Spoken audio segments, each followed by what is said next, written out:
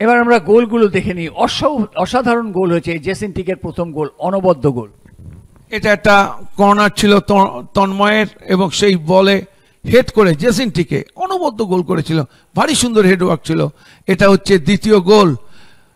মুশারফের কাছ থেকে বল পেয়ে ডান পায়ের শট ছিল এডুইনের, এবং বল চলে গেছিল গোলের মধ্যে। প্রথম টাচটা ভারী সুন্দর ছিল, তারপরে এক অ্যাকশনে শট এবং বল যায় জালের মধ্যে। এটা ছিল দ্বিতীয় গোল।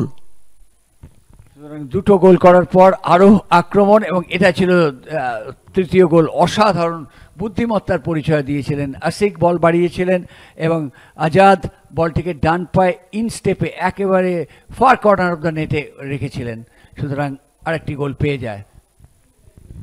এটা ছিল চতুর্থ গোল। একে তো আশিক বলটি বাড়িয়েছিল, আশিকের বাড়ানো বলে বাঁ পায়ের শটে ভারী সুন্দর প্লেসমেন্ট ছিল এক্ষেত্রে এডুইনের। এটাই ছিল চতুর্থ গোল আজকের ম্যাচের। অনবদ্য গোল করেছেন এডুইন এবং ম্যাচের সেরাও হয়েছেন।